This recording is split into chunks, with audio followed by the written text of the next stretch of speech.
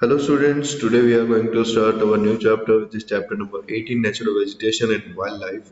So basically in this chapter, as you can see, we will discuss about the natural vegetation, what are the natural vegetations and all that things, that forest ecosystem. Here you can see that basically we will discuss about the forest ecosystem in this chapter, which is related to the forest and natural calamities and livelihoods. And as you can see over here, in forest ecosystem, we will divide the forest ecosystem in several parts. First of all, the part is tropical evergreen forest. Second part is tropical deciduous monsoon forest. Third part is warm and cold temperate mixed forest. Or fourth part is Mediterranean forest. Fifth part is temperate evergreen coniferous forest. Now we will deeply study about them. So basically here you can see that natural vegetation refers to the original and large scale plants covered that grows naturally with little or no human interface. So basically यहाँ क्या हो रहा है, जो natural vegetations हैं वो जो refer किया गया है वो किसके लिए रेफर किया गया है? Origin and large scale plant covered that grows naturally, जो कि नेचुरली ग्रो हो रहे हैं, नेचुरली कवर किए जा रहे हैं, जिसमें ह्यूमन लाइफ का या फिर ह्यूमंस का किसी भी तरह से कोई योगदान नहीं रहा है, यूं कह सकते हैं। तो ह्यूमन का इंटरफेरेंस किसी भी तरह से नहीं रहा है, वो यहाँ पर नेचुरल वेजिटेशन के जरिए रेफर किया जा रहा है। ठीक है, also refers to as virgin vegetation, और इसको ऑल्सो वर्जिन वेजिटेशन की फॉर्म में भी रिप्रेजेंट किया जाता है। It includes every type of grass, इसमें हर टाइप की सबसे पहले ग्रास आ जाएगी, उसके अलावा हर्ब्स, shrubs और trees that grows under natural condition in any region. The type of natural vegetation found in an area depends on the availability of sunlight, temperature, rainfall as well as soil conditions. So basically यहाँ पे जिस भी तरह के हमें trees, scrubs, grass, herbs ये सब मिल रहे हैं, वो बेसिकली उस एरिया के क्लाइमेट कंडीशन पे डिपेंड करते हैं। जो भी नेचुरल वेजिटेशन वहां पे मिल रहा है वो उस एरिया के ऊपर डिपेंड करता है कि वहां पे सनलाइट किस तरह आ रही है, टेम्परेचर किस तरह का हो रहा है, रेनफॉल किस तरह से हो रही है उस पर्टिकुलर एरिया पे। ये सारी चीजें जो नेचुरल वेजिटेशन के अंदर आती है वो सब उन्हीं के ऊपर डिपेंड करता है। Now, natural vegetation of an area provides foods and shelters for wildlife and so affects the type of wildlife found in an area. So basically यहाँ पे क्या बताया जा रहा है, जो भी यूं कहें कि वाइल्ड लाइफ जो है या फिर नेचुरल वेजिटेशन या फिर वर्जिन वेजिटेशन जो है हमारा, एक शेल्टर प्रोवाइड करता है वाइल्ड लाइफ एनिमल्स को। उसके अलावा जो भी फूड मिल रहा है वाइल्ड लाइफ एनिमल्स को वो इन नेचुरल वेजिटेशन के थ्रू ही मिल रहा है।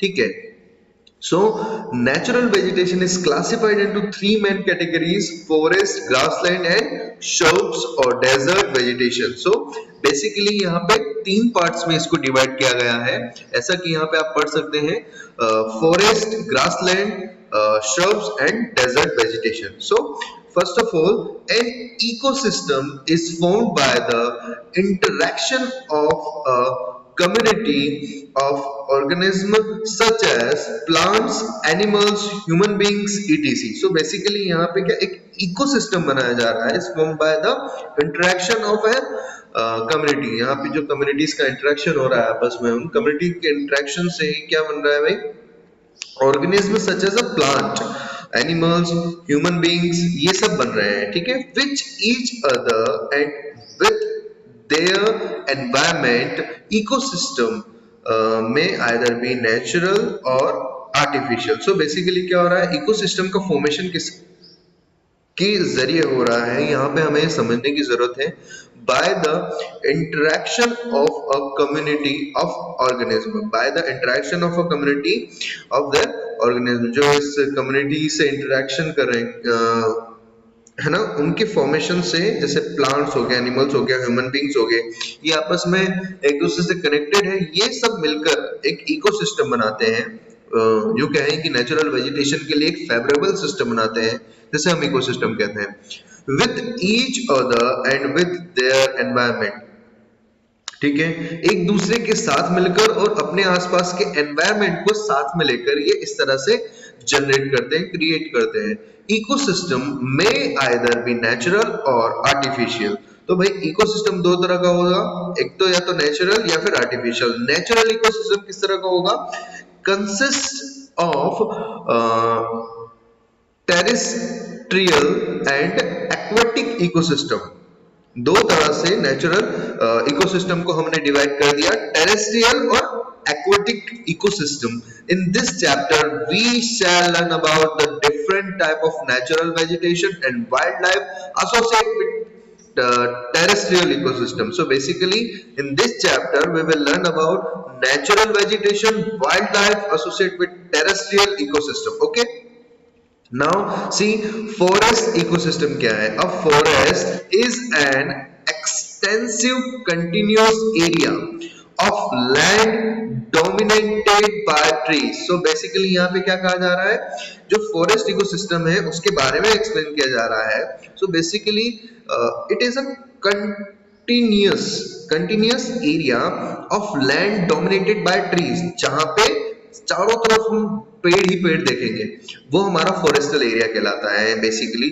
मतलब कंटिन्यूसली पेड़ दिख रहे हैं हमें, बहुत बड़ा सा लैंड है जहां पे सिर्फ पेड़ है, उसके अलावा कुछ नहीं है, तो वो फॉरेस्ट एरिया कहलाएगा हमारा। Forest today occupied 1/3 of the land area of the earth.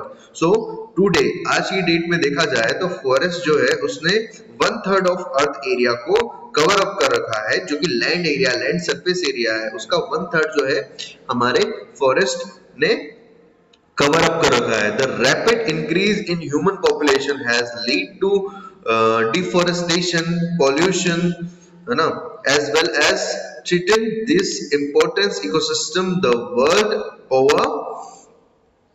So basically क्या हो रहा है? Rapid increase in human population, जो ह्यूमन पॉपुलेशन है उसके अंदर जिस तरह से इंक्रीज हो रहा है, has lead to the deforestation. अब ज्यादा लोग होंगे तो रहने के लिए जगह ज्यादा चाहिएगी, तो हम शुरुआत से ही क्या करते आ रहे हैं, जहां हम बेसिकली पहले हम जंगलों में ही रहा करते थे, फिर धीरे धीरे उन जंगलों से उन जंगलों में उन फॉरेस्टल एरियाज को कट करके हमने कंस्ट्रक्शन करना स्टार्ट किया।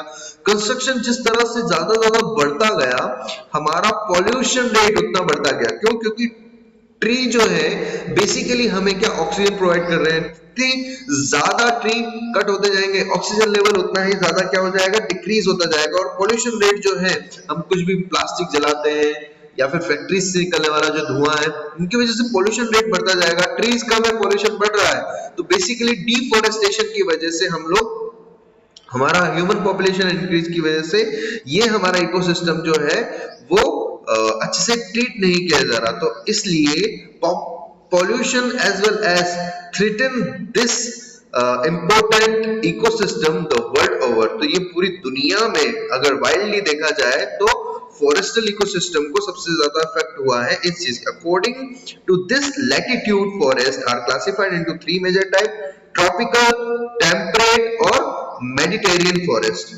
बेसिकली अगर इस लैटिट्यूड के हिसाब से देखा जाए, लैंड सरफेस के हिसाब से देखा जाए, तो हमारे फॉरेस्टल को या फॉरेस्टल एरिया को हमने 3 पार्ट्स में डिवाइड किया है: ट्रॉपिकल, टेम्परेट और Mediterranean forest. The tropical and temperate are further classified into evergreen और डिसीडियस। और ट्रॉपिकल और टेम्परेट जो फॉरेस्ट है उनको फर्दर और क्लासिफाइड किया गया है किसमें भाई?